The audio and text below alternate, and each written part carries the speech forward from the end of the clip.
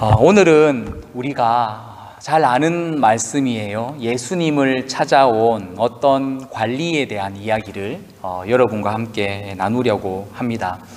다른 복음서에서 이 사람에 대해서 설명을 하기를 젊었고 부자였다, 그리고 관원이었다 라고 설명을 하고 있어요.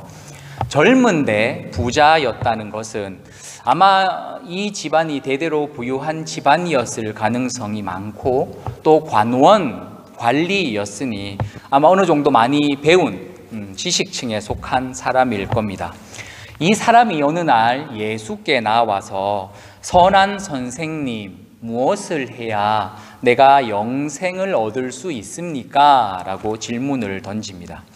그러자 예수님이 살인하지 말라, 간음하지 말라, 도둑질하지 말라, 거짓 증언하지 말라, 내 부모를 공경하라, 이런 계명에 대해서 언급을 하셨습니다. 그러자 이 청년이 선생님, 저는 이것들을 어렸을 때부터 다 지켰습니다 라고 이야기를 했습니다. 그러자 예수님이 너에게 부족한 것 한 가지가 있는데 내 모든 소유를 팔아 가난한 자들에게 나누어 주어라, 그리고 나를 따르라, 이렇게 말씀을 하시자 이 청년이 매우 근심하며 돌아갔다는 아주 슬픈 이야기입니다. 오늘은 제가 여러분과 돈 이야기도 조금 해야 하는데요. 오늘 돈 얘기가 사실 핵심은 아닌데 그래도 확인은 조금 해야 합니다. 제가 여러분에게 질문을 먼저 한 가지 던져드릴게요. 돈 있잖아요. 돈이 우리가 하나님 나라에 들어가는데 이 돈이 도움이 될 가능성이 많을까요? 짐이 될 가능성이 많을까요? 짐이 될 가능성이 많다고 지금 다들 끄덕끄덕 하셨어요. 그러면 여러분, 왜 우리는 하나님 나라에 들어가는데 짐이 될 가능성이 많은 이 돈이 없어서 왜 그렇게 울고불고 고민하며 속상해하며 힘들어하는 걸까요? 오히려 없으면 나는 그래도 있는 사람보다 조금 더 낫겠다라는 기쁨이 넘쳐야 될 텐데, 정말 돈이 짐이 된 가능성이 많다고 여긴다면 그래야 되는데 왜 우리는 오히려 이 방해가 될 가능성이 많은 돈 때문에 한숨 쉬고 눈물 흘리고 속상해하는 것일까요? 사실 여러분, 가난한 것보다는 그래도 좀 부족함 없는 정도로 이렇게 살아가고 싶은 것이 우리 모두의 마음일 겁니다. 그렇죠? 우리가 사실 여러분 빌 게이츠나 이런 사람들처럼 엄청 부유한 삶을 바라는 것 아니지 않아요. 그냥 필요한 거 있을 때 걱정 안 하고 이렇게 살 수 있고, 또 어르신들 같은 경우는 노후에 자녀들에게 의지하지 않고 의존하지 않고 살 수 있을 정도, 또 불안하지 않는 그런 노후, 그리고 때때로 취미 생활을 즐기고 가끔씩 여행 이렇게 다닐 수 있을 이런 정도, 아마 이런 정도를 우리 모두 바라지 않을까 싶습니다.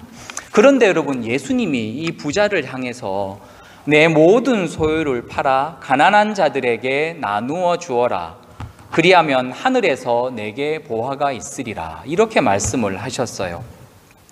이 말씀이 여러분 참 당황스럽지 않으십니까? 모든 재산을 나누어 주고 예수님을 따르면 한 5년 후, 10년 후 내가 한 3배로 불려주겠다든지, 너는 아니겠지만 네 자손들은 확실한 혜택을 내가 보장해 주겠다든지, 이런 약속이면 모르겠는데 하늘의 보화가 쌓인다니, 하늘의 보화가 필요합니까 여러분? 하늘나라에서 무슨 보화가 필요하겠어요? 보화는 이 땅에서 필요해요, 사실. 그렇지 않습니까? 게다가 부자가 하나님 나라에 들어가는 것이 너무 어렵다고 말씀하신다면 우리는 부자가 되면 안 되나? 돈이 많으면 안 되나? 있는 족족 다 팔아야 하나? 이런 생각 여러분 들지 않으시나요? 그래서 오늘 이 말씀을 정말 그대로 적용해서 집과 차를 다 팔고 통장에 있는 재산을 전부 모아가지고 예수님께 드리든 혹은 기부를 하든 무소유의 삶을 실천하는 것이 우리 예수님이 원하시는 삶일까요? 오늘 이야기를 통해서 우리 예수님께서 이 부자에게 하신 말씀의 그 진짜 의미를 깨달으면 아마 그 궁금증이 해결될 것입니다. 먼저 이 젊은 부자 관원에 대해서 한번 살펴보려고 해요. 아마 착했던 것 같아요. 선한 삶을 살았던 것 같아요. 어릴 때부터 이 계명에, 십계명에 나와 있는 이 중요한 율법들을 정말로 다 지켰다고 자신을 하고 있습니다. 여러분, 도둑질 안 하고 살인 안 하고 간음 안 하고 뭐 이런 것들 사실 오늘 우리의 삶에서는 당연한 거지 않습니까? 사람이라면 이렇게는 안 살 거라고 생각하겠지만 여러분, 고대 시대에는 정말 오늘과는 완전히 다른 도덕관념들이 있었습니다. 도둑질, 살인, 간음은 여러분 정말 일상적이었고요. 고대의 문헌들을 보면 길거리에 시체들이 즐비했다고 그래요. 이게 날마다 죽어있는 시체들을 보면서 사람들은 사는 거죠. 그런데 왜냐하면 가난한 사람은 훔치지 않으면 살 수가 없고요. 힘 있는 사람들은 좀 이쁜 여자들을 보면 마음대로, 여자들은 그 당시에 뭐 사람이 아니었으니까 뭐 그냥 마음껏 유린하면서 살아도 다 빠져나갈 수 있으니까 얼마든지 그렇게 살 수 있는 시대였어요. 그런데 이 사람은 남들은 다 그렇게 살았어도 자기도 그렇게 살 수 있는 힘이 있었지만 저는 그렇게 살지 않았습니다 라고 하나님께 고백하고 예수님 앞에 이야기를 하고 있는 것입니다. 이 자부심이 얼마나 있었겠어요. 남들은 다 그렇게 살아도 나는 그렇게 살지 않았습니다. 이 마음이 이에게 있었습니다. 그가 예수님을 선한 선생님 이렇게 부르는 것이죠. 예수님이 네가 왜 나를 선하다고 부르느냐? 선한 분은 하나님밖에 없는데 이렇게 말씀을 하시잖아요. 아마 두 가지 의미가 있을 것 같아요. 선한 분은 하나님밖에 없는데 네가 나를 선하다고 불렀다면 네가 지금 나를 하나님으로 생각하는 것이냐 라는 그 의미가 하나 있을 것이고, 또 다른 의미는 선한 분은 하나밖에 없는데 지금 네 마음에는 네가 지금까지 선하게 살았다는 자부심으로 가득하네. 너 정말 선하게 산 거 맞아? 너는 너 자신과 다른 사람을 비교했을 때 선하다고 생각하겠지만 선한 분은 하나님 한 분밖에 계시지 않아. 정말 네가 선한지 한번 확인해 봐. 예수님은 이렇게 자신의 그 선한 인생에 대해 자부심을 가지고 있는 이 부자 청년의 마음속을 폭로하고 계십니다. 여러분, 저는 이 사람이 정말 하나님을 사랑했다고 믿거든요. 율법을 지키는 것이야말로 하나님을 사랑하는 길이라 믿었으니까 남들 다 나쁘게 살고 자기도 그렇게 살아도 괜찮은 그 세상에서 이 사람은 정말 열심히 계명을 지키면서 살았습니다. 게다가 이 사람은 영생에 대한 소망이 있었습니다. 어떻게 해야 영생을 얻을 수 있는지, 하나님 나라에 들어갈 수 있는지에 대한 이 고민을 가지고 있던 사람이었습니다. 어쩌면 여러분, 이 청년은 이 예수님 앞에 나와서 질문하면서 예수님이 너는 어릴 때부터 이렇게 계명을 잘 지켰으니 너 같은 사람이 영생을 얻을 수 있다, 아마 이런 얘기를 해 주시기를 내심 기대하고 있었는지도 모르겠습니다. 제가 여러분 오늘 여기까지 말씀을 한번 묵상하면서 이런 생각이 잠깐 들었어요. 만약에 제가 여기에서 여러분, 영생은 무언가를 해서 율법을 지켜서 어떤 것을 내가 잘 해서 얻는 것이 아니라 예수님을 구세주로 믿어야 얻는 것입니다 라고 딱 이렇게 설명을 한다면 저도 마음 편하고 듣는 여러분도 마음이 참 편하지 않을까 하는 마음이 제가 살짝 들었거든요. 왜냐하면 우리 여기 다 예수님을 믿는 사람들이니까요. 예수님을 믿으니 우리는 여러분 믿음으로 다 구원을 얻습니다라고 얘기하면 얼마나 여러분 그렇지 나는 구원을 얻을 수 있어 하며 편안한 생각을 할 수가 있겠습니까? 그런데 아무리 제가 고민을 해보아도 오늘 이 이야기는 행위로 구원 얻는 것이 아니라 믿음으로 구원을 얻는다는 이야기를 예수님이 하려는 것이 아니라는 저는 생각이 있습니다.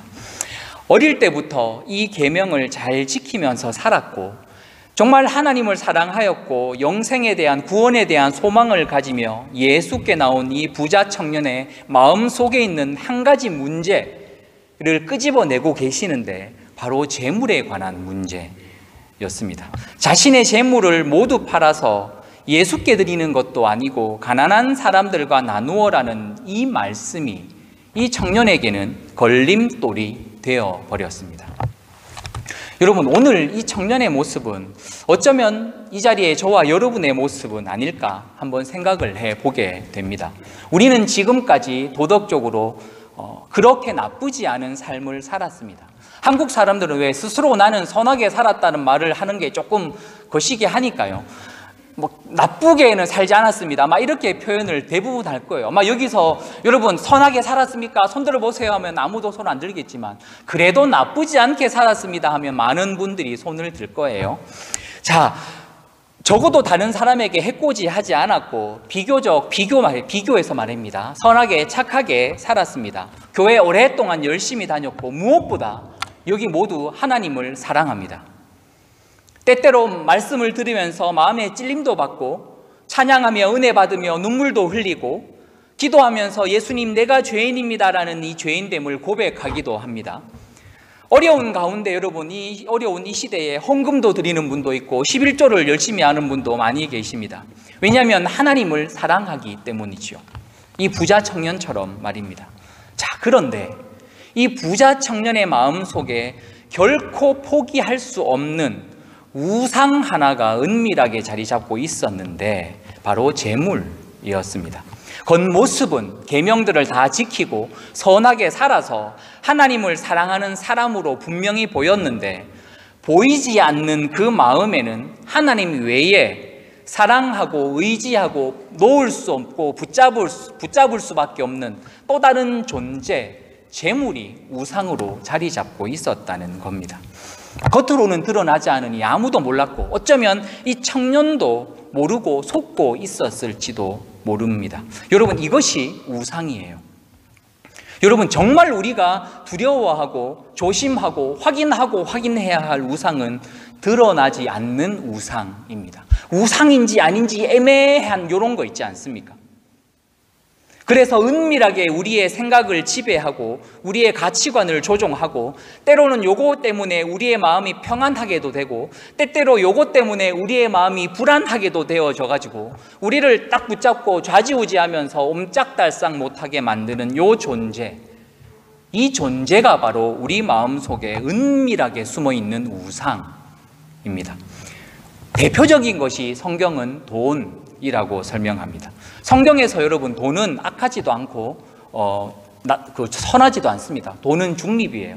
어떻게 사용하느냐에 따라 악하게 사용되기도 하고 선하게 사용되어지기도 합니다. 그래서 돈이 무서운 겁니다.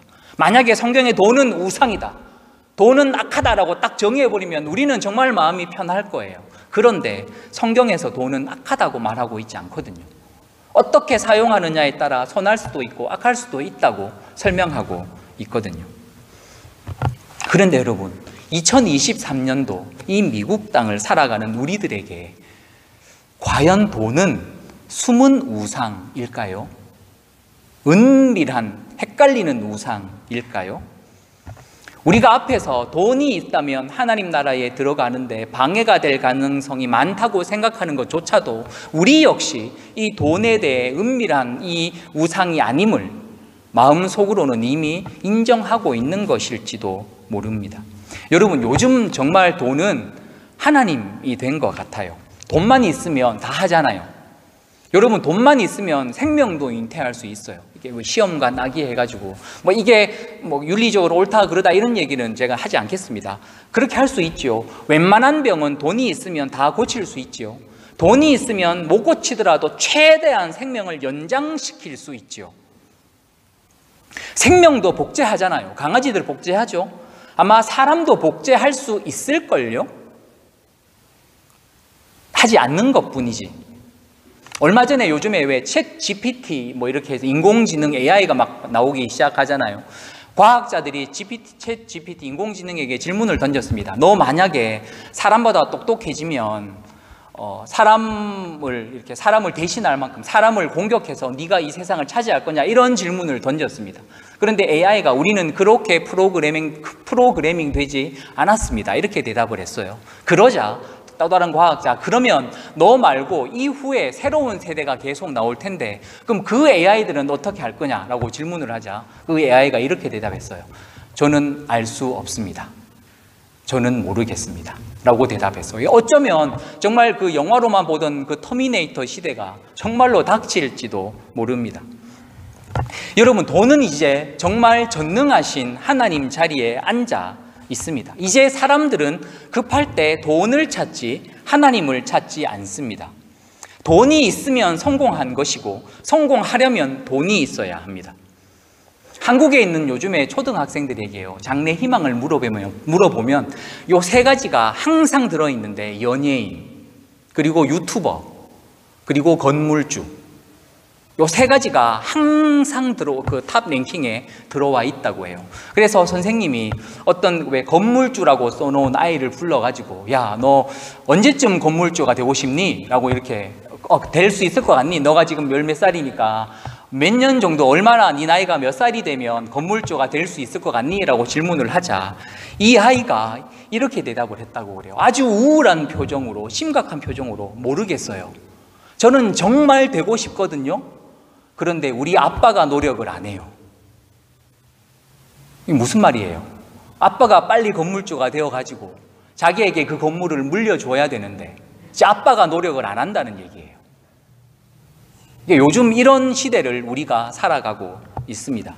여러분, 돈은 이제 아예 대놓고 어린아이, 어른 가리지 않고 사람의 마음을 지배하고 있습니다. 성경은 여러분, 하나님과 재물을 함께 섬길 수 없다고 가르치는데, 돈은 뭐가 문제냐고, 나는 괜찮다고, 나는 나도 섬기고 하나님 섬겨도 나는 아무런 문제가 없으니까 둘 다 섬겨라, 이것이 돈이 우리에게 유혹하고 있는 바입니다. 돈은 하나님 섬기지 말고 나만 섬겨라고 유혹하지 않습니다. 나는 괜찮으니 너만 괜찮다면 하나님도 섬기고 돈도 섬겨라, 이것이 돈이 우리에게 주는 유혹입니다. 하나님도 사랑할 수 있고 더불어 돈도 사랑할 수 있다고 착각하게 만드는 것이죠. 이게 무서운 거지 않습니까? 이 부자 청년의 마음에 이 우상, 이 숨어있는 우상이 바로 돈, 은밀하게 숨어 있었더라는 사실입니다.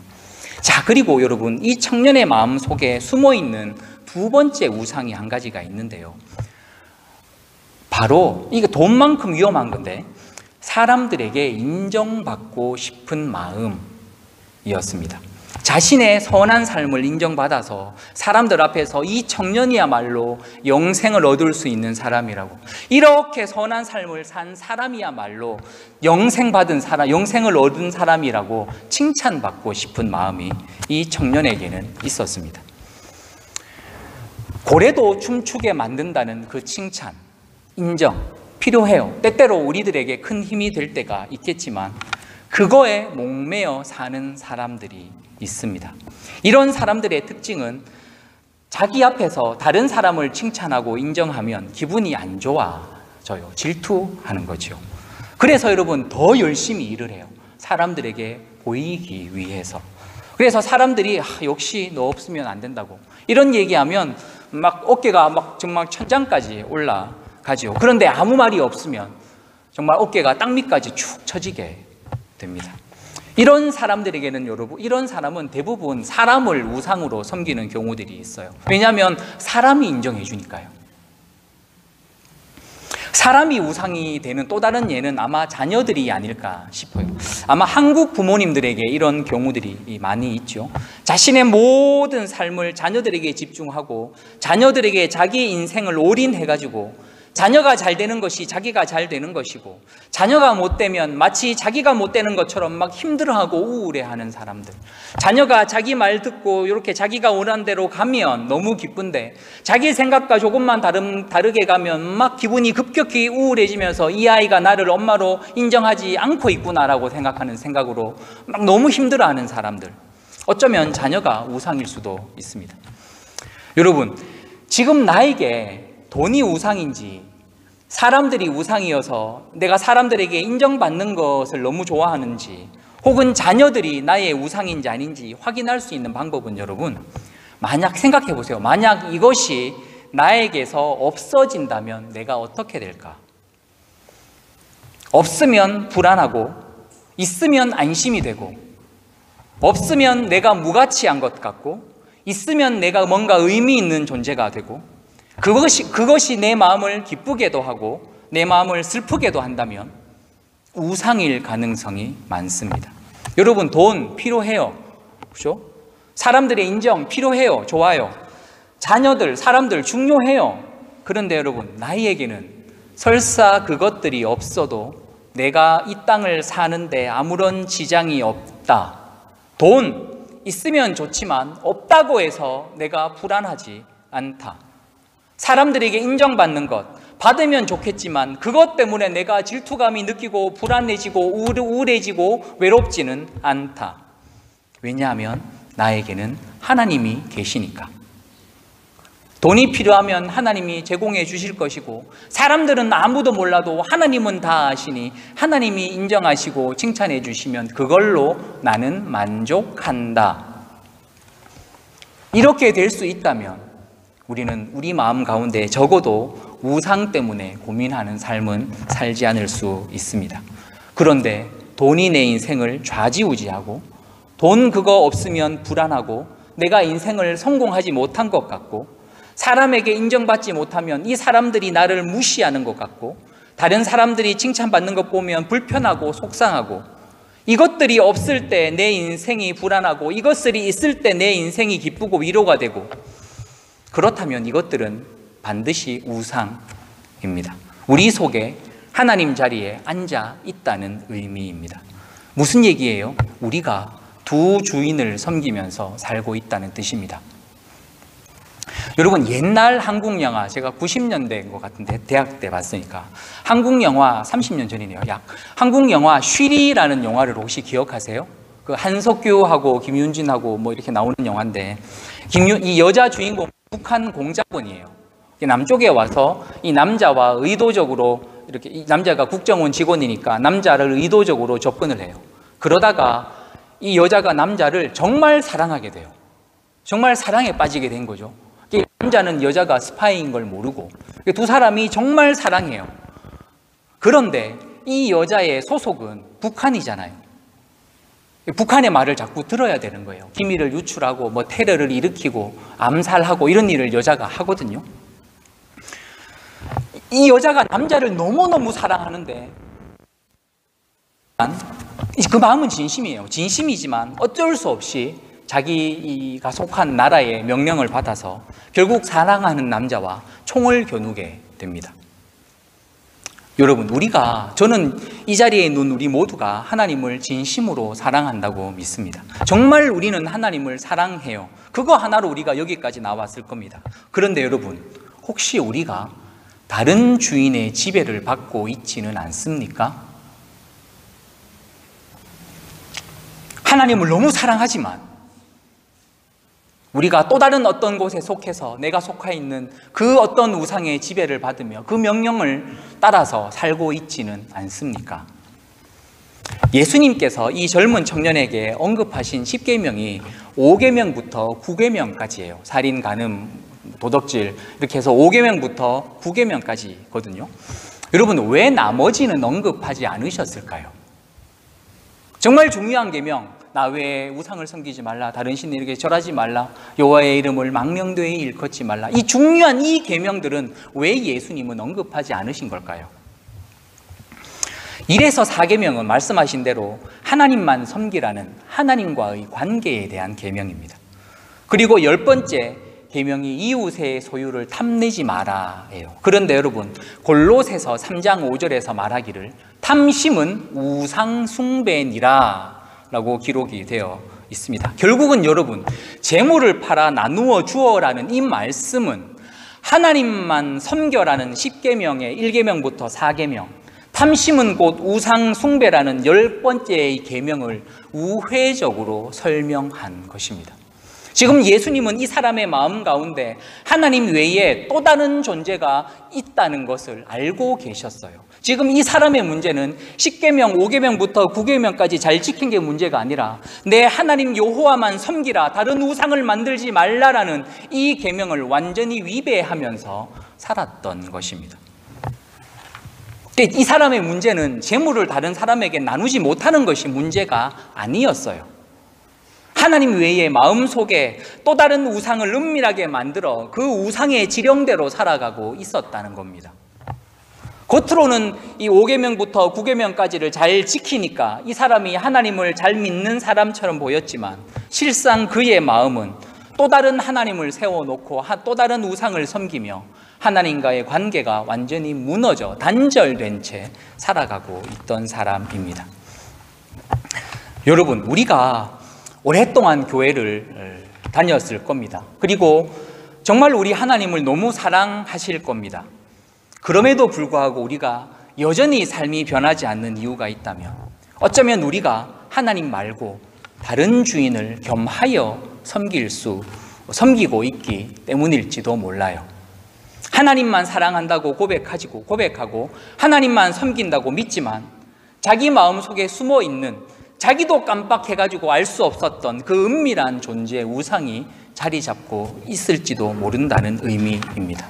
그래서 여러분, 오늘 이야기는 부자는 천국에 갈 수 있습니까 없습니까에 대한 문제도 아니고, 믿음으로 영생을 얻습니다에 대한 문제도 아니고, 우리 마음속에 감추어 있는 이 숨은 우상, 숨은 주인을 찾아내어 예수님 앞에 드릴 때에만 비로소 우리가 하나님 나라에 들어갈 수 있다는 이야기입니다.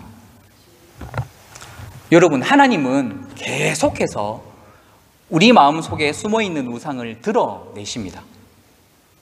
때때로 여러분, 그 우상이 드러날 때 마음에 슬프고 근심되고 화나고 불안할지도 몰라요. 이거 없으면 어떻게 하지? 목사님 왜 이런 설교를 해가지고 내 마음에 불편하게, 참 이러지도 못하고 저러지도 못하겠네. 만약 여러분 이 말씀을 듣고 마음에 근심이 되거나 괴롭거나 불편하거나 이런 마음이 든다면 지금 하나님께서 우리 속에 있는 숨은 우상을 드러내고 계시기 때문입니다. 내려놓고 싶지 않은 거죠. 계속 붙잡고 있고 싶은 거죠. 좋으니까, 내 마음에 안심을 주니까. 그래서 여러분, 우리는 정말 매일 날마다 계속해서 하나님 말씀을 듣고 읽고 묵상해야 해요. 성경에 등장하는 이 사람들이 자신의 삶과 어떤가 동일시 여기면서 이 사람의 이야기, 오늘 이 부자 관원의 이야기가 내 이야기는 아닌가? 성경에 나오는 이 바리새인들의 이야기가 내 이야기는 아닌가? 향유 부은 이 여인의 이야기처럼 나는 정말 이렇게 살고 있나? 예수님의 옷자락을 만진 그 여인처럼 나는 그렇게 살고 있나? 이 성경에 나오는 사람들을 나와 동일시해서 돌아보아야 합니다. 여러분, 우리가 이렇게 하지 않으면 우리 힘으로는, 우리 스스로는 일기 쓰고 이렇게 한다고 해서 우리 속에 숨어있는 우상을 찾아내지 못해요. 안 찾아요. 있으면 좋은데, 있으면 편안하고, 있으면 행복하고 기쁘고 안정감을 주는데 굳이 그거 찾아내가지고 버릴 이유가 우리에게 뭐가 있겠어요? 그런데 하나님 말씀 앞에 나오면 하나님이 계속해서 폭로하시는 거죠. 계속해서 이게 우상이라고. 너 지금 이거 붙잡고 있다고. 사람 붙잡고 있고, 자녀들 붙잡고 있고, 돈 붙잡고 있고, 다른 어떤 거 붙잡고 있다고. 계속해서 우리들에게 말씀해 주시는 것이죠. 그럴 때 우리 마음이 얼마나 괴롭겠어요. 내가 이거 있어야 되는데, 이거 놓치면 큰일 나는데, 내가 지금까지 이거 하나 붙잡고 여기까지 살아왔는데 이거 놓으면 내가 어떻게 살지? 이런 마음이 들 때 성령님께서 오셔서 우리에게 이렇게 말씀하시는 거죠. 하나님 붙잡아야지. 지금 네 인생 살아온 게 자식도 아니고 돈도 아니고 아무것도 아니고 오직 하나님의 은혜인데, 그 우상들 없어도 하나님 은혜 붙잡으면 살 수 있다라고 고백하는 게 믿음이야 라고 우리에게 도전하시는 거죠.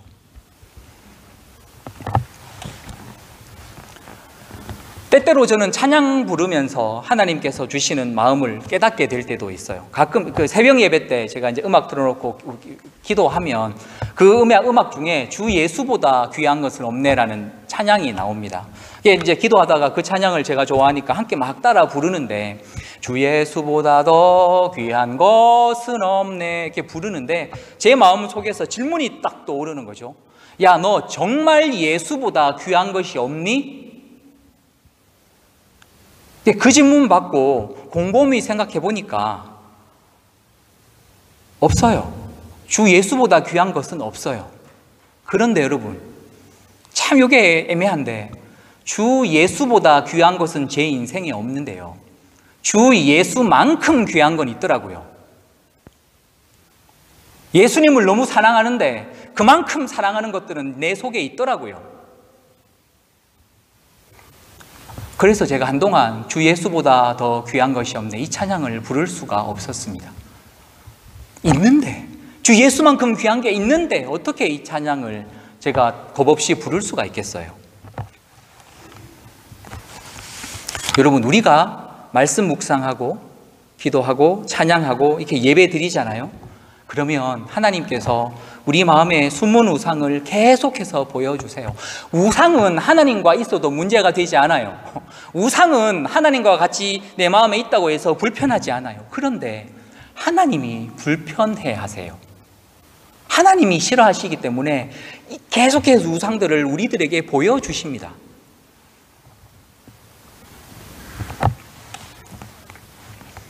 여러분, 하나님은 우리가 하나님을 사랑하는 거 알고 계시거든요. 하나님은 우리가 정말 하나님을 사랑하는 거 다 알고 계세요. 그거를 못 믿어서 우리에게 이 하나님 자리를, 우상으로부터 이 하나님의 자리를 빼앗길까 봐 불안하셔가지고 자꾸 이거 내려놓으라고 하시는 게 아니에요. 왜 우리가 말씀 가운데 하나님을 만나고 예배 드려야 될까요? 우리가 왜 이렇게 어려운 가운데 교회를 열심히 섬겨야 될까요? 하나님 사랑받기 위해서? 하나님이 주시는 그 복을 받기 위해서? 아니요. 여러분, 착각하시면 안 돼요. 그거 안 해도 이미 우리는 하나님의 사랑받는 자녀들이에요. 하나님이 우리 아버지신데 여러분, 세상에 어느 아버지가 뭐 용돈 안 줬다고, 아버지 사랑 안 한다고 해서 자식 사랑하지 않는 아버지가 어디 있어요? 자식은 몰라도 부모는 그렇지 않다는 거 다 알고 계시지 않아요? 하물며 하늘 아버지이신데 우리가 말씀 안 본다고 사랑하지 않는다고요? 기도 안 한다고 복 주지 않으신다고요? 그런 아버지를 우리가 왜 믿어요? 여러분, 나 진짜 말씀 안 보고 싶어요. 그러면 보지 마세요. 그래도 여러분은 사랑받는 자녀예요. 기도 안 하고 싶어요. 하지 마세요. 그래도 여러분은 하나님의 사랑받는 자녀예요. 변함없어요. 그 어떤 것도 우리와 하나님의 사이를 이미 끊을 수 없기 때문에. 그런데 왜 우리가 말씀 가운데, 기도 가운데 주의 몸된 이 교회를 섬기며 헌금을 하며 이렇게 할까요? 하나님의 은혜를 더욱더 깊이 깨달을 수 있기 때문이에요. 이런 이 모습, 삶들을 통해서 하나님이 우리를 얼마나 사랑하시는지를 더욱 깊이 깨달을 수 있기 때문입니다. 여러분, 우리가 헌금 안 하고 말씀 안 보고 예배 시간에 좀 졸고 어떻게 하다가 예배 한번 빠져도 하나님은 우리를 변함없이 너무너무 사랑하십니다. 그 사랑을 깨닫고 그 사랑을 깊이 경험한다면 우리는 우리 마음 속에 있는 우상을 흔쾌히 내려놓을 수 있어요. 그래서 우리는 예배하고 말씀 보고 기도해야 되는 거죠. 예배 통해서 주는 기쁨이 우상이 주는 기쁨과 비교할 수 없을 만큼 크거든요. 골방에서 기도 가운데 하나님을 만나는 그 기쁨과 만족감이 돈이 주는 그 기쁨과 만족감은 비교도 할 수 없을 만큼 크거든요. 그래서 우리는 말씀 가운데, 기도 가운데, 예배 가운데 우리 하나님을 만나게 돼요. 우리 하나님을 만나고 그 은혜를 경험하면 우상을 정말 내려놓을 수 있게 됩니다. 여러분, 세상 사람들은 지금 돈의 지배를 받고 살아가고 있잖아요. 지금 돈에게 굽실굽실하며 이거 하나 더 가지려고 막 간이고 쓸개고 다 내빼고 다 내놓으면서 살아가고 있잖아요. 뭐 무릎 한번 꿇으면 돈 막 떨어지면 무릎 꿇잖아요. 그러나 여러분, 하나님의 백성들은 오직 하나님께만 무릎 꿇습니다. 돈이 우리를 쥐고 흔들지 못합니다. 돈입니까? 하나님입니까? 하나님입니까? 여러분, 선택하세요. 하나님입니다라고. 돈이 우리를 만족시킬 수 없습니다라고. 오직 하나님만이 우리를 만족시킬 수 있습니다라고 믿음으로 선택하십시오. 이것이 믿음이에요. 여러분, 이제 재물은 더 이상 숨은 우상이 아니에요. 자신을 이제 우상이라고 완전히 드러내고 어떻게 할래? 요거 있으면 더 좋다. 선택해라라고 아예 우리에게 대놓고 들이대고 있어요. 여러분, 이렇게 뻔하게 보이는 이 돈, 이것 하나 다스리지 못한다면 우리 마음 가운데 정말 숨어있는 우상들은 여러분, 우리가 어떻게 감당할 수 있겠습니까? 사람들에게 인정받고 싶고, 자녀들에게 내 인생 목매며 살아가고 싶고, 성공하고 싶은 욕망들, 우리 속에 있는 이 숨어있는 이 우상들을 과연 우리가 어떻게 이겨낼 수 있겠어요? 여러분, 오늘 말씀을 통해서 하나님은 저와 여러분에게 이렇게 질문하십니다. 내가 너의 진짜 주인이 맞느냐? 성공이 너의 주인이 아니었니? 재물이 너의 주인이 아니었니? 자식이 너의 주인이 아니었니? 사람이 너의 주인이 아니었니? 과연 여러분은 아닙니다, 주님. 예수님이 진짜 나의 주님이십니다라고 고백할 수 있으시겠습니까? 여러분, 과연 우리가 사람인데, 이 연약한 죄인인 우리가 우리 마음 속에 있는 이 우상들을 정말 내려놓을 수 있을까요? 이게 가능할까요?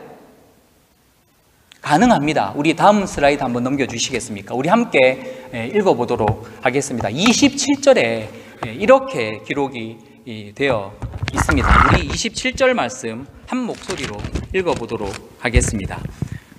자막이 안 되나요? 네, 함께 읽겠습니다. 시작. 무릇 사람이 할 수 없는 것을 하나님은 하실 수 있느니라. 아멘. 예, 그래서 우리가 가능한 겁니다. 우리가 하는 것이 아니라 우리가 예배 가운데, 말씀 가운데 우리가 계속해서 하나님께 나아가면 하나님이 우리 우상들을 폭로하시고 드러내시고 성령께서 오셔서 그것들을 제거해 나아가시는 거죠. 구원은 우리가 우리 힘으로 우상을 이겨내서 구원 얻는 것이 아니라 우리가 말씀 앞에 나아가고 예배 앞에 나아가 우리 숨은 우상들을 끊임없이 예수님 앞에 드러낼 때 성령께서 그것들을 다 치워내시고 우리를 하나님 나라에 들여보내시는 것, 이것이 구원입니다. 여러분, 돈은, 내 자식들은, 사람들에게 칭찬받는 건 절대로 우리를 행복하게 만들어줄 수 없습니다. 오히려 우리를 근심시키고 낙심시키는 존재일 뿐이에요. 있으면 있는 대로, 없으면 없는 대로 우리는 우상 때문에 근심합니다. 여러분, 돈 많다고 해서 걱정 안 할까요? 돈은 있어도 걱정이에요. 뭐 없어도 걱정이고. 우상의 존재가 그래요. 있어도 걱정, 없어도 걱정. 그런데 여러분, 우리 하나님은 우리를 이 우상으로부터 빼내어 자유롭게 만들어 주십니다.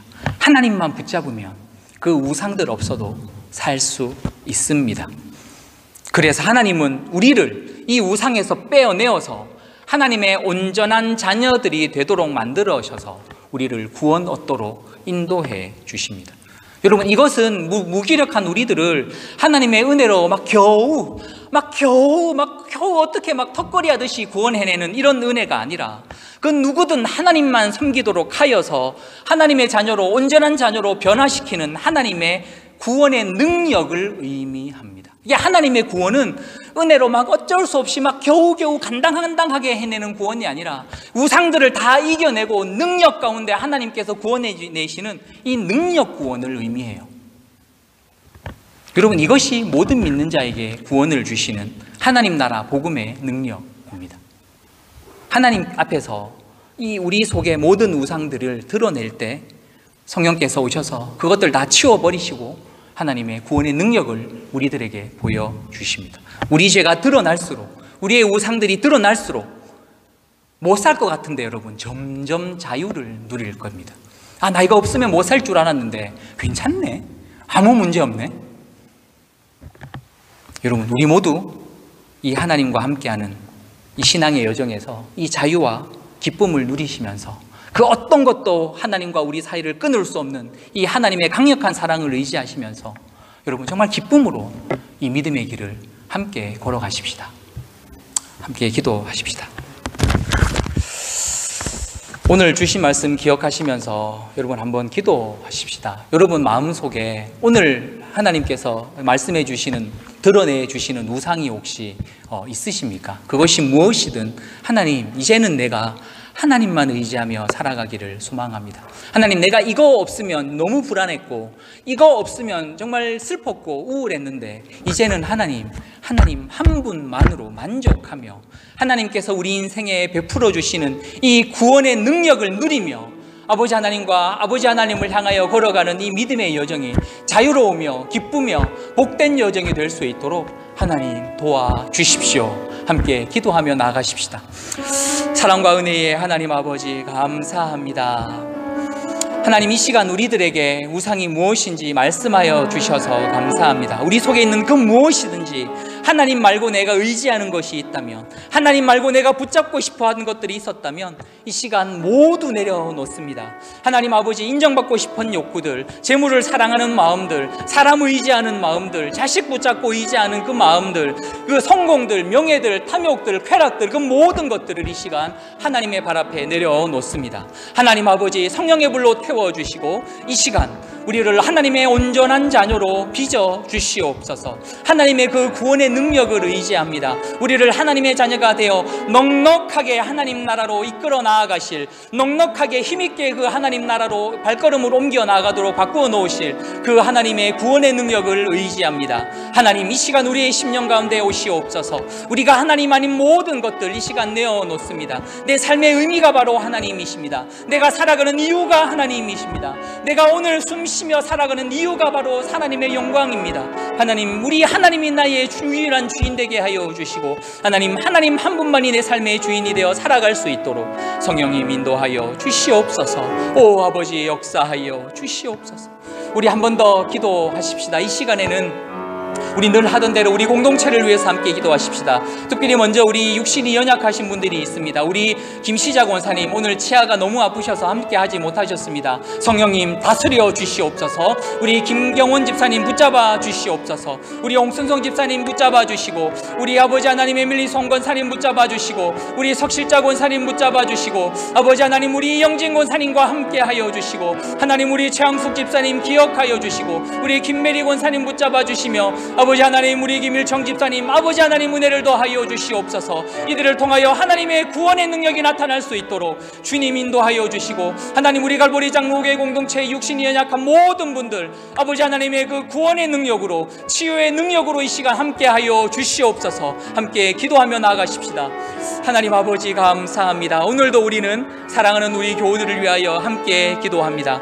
하나님만이 이들의 아버지이시기 때문에, 하나님만이 이들을 주인으로 아버지 하나님 고백하는 분이시기 때문에 아버지께 올려드립니다. 하나님 이들을 불쌍히 여겨주시고 우리 김시자 권사님의 치아 잘 회복될 수 있도록 성령님 역사하시고, 우리 김경원 집사님과 함께하여 주십시오. 하나님 아버지, 우리 김메리 권사님과 함께하여 주십시오. 하나님 우리 에밀리 송 권사님에게 역사하여 주시옵소서. 하나님 아버지, 우리 석실자 권사님과 함께하여 주십시오. 하나님 우리 이영진 권사님 기억하시고 동행하여 주시며, 하나님 우리 홍순성 집사님과 동행하여 주시고 은혜 더하여 주시고, 아버지여 우리 최항숙 집사님 일으켜 세워주실 줄로 믿습니다. 기대하고 소망합니다. 하나님 아버지, 우리 김일청 집사님과 함께 하시고 하나님 영광 나타내어 주십시오. 하나님 이 그 자리에 육신이 연약한 우리 모든 교우들을 기억하여 주십시오. 모든 믿는 자들에게 구원을 베푸시는 그 복음의 능력, 치유하는 복음의 능력, 회복하시며 온전케 하시는 복음의 능력으로 이 시간 함께 하여 주시기를 간절히 소망하오니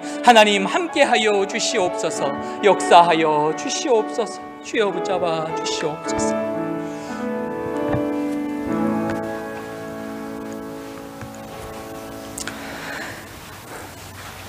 사랑과 은혜의 하나님 아버지, 우리가 정말 믿음으로 고백합니다. 하나님만이 우리들의 주인 되십니다. 세상의 많은 것들이 우리의 주인이 되기 위하여 우리 마음속을 호시탐탐 노리고 있습니다. 돈이 우리의 주인 되기를 원하고, 명예가 우리의 주인 되기를 원하고, 성공과 탐욕과 쾌락이 우리 주인 되기를 원하고, 우리가 사랑하고 의지하는 자녀들과 사람들이 우리의 주인 되기를 원합니다. 그러나 하나님, 이것들 없어도 우리가 살 수 있지만 하나님이 없으면 우리는 살 수 없습니다. 하나님이 오늘 우리가 살아가는 이유이고, 하나님이 내일 우리가 또 눈떠 하루를 살아야 하는 유일한 이유 되시는 분입니다. 하나님, 우리의 삶의 근원이 되어주시고 우리의 삶의 이유와 목적이 되어 주셔서 감사합니다. 하나님, 그저 목적 없이 되는 대로 흘러가는 인생이 아니라 우리 하나님 계신 저 천성을 향하여 담대하게 하나님을 향하여 살아가는 우리 모든 교우들이 다 될 수 있도록 주님 인도하여 주시옵소서. 모든 믿는 자들에게 구원을 베푸시는 그 구원의 능력으로 충만하게 역사하여 주시어서 그저 간당간당 부끄럽게 없는 구원이 아니라 아버지 하나님의 도우심 가운데 저 천성을 향하여 힘있게 오늘도 내일도 이번 한 주간도 구원의 발걸음을 내디딜 수 있도록 주님 그 발걸음 힘있게 하여 주시옵소서. 하나님, 사랑하는 우리 교우들을 육신이 연약하여 다시 한번 하나님께 올려드립니다. 하나님, 구원의 능력으로 치유의 능력으로 함께하여 주시옵소서. 하나님 아니면 이들을 돌볼 수 있는 사람이 이 땅에 이제 없습니다. 그래서 우리는 하나님만 붙잡습니다. 이들도 우리와 함께 하나님만 붙잡게 하여 주시고 하나님, 이들을 통하여 하나님 영광 나타내어 주시옵소서. 감사드리옵고 살아계신 예수님 이름으로 기도하옵나이다. 아멘.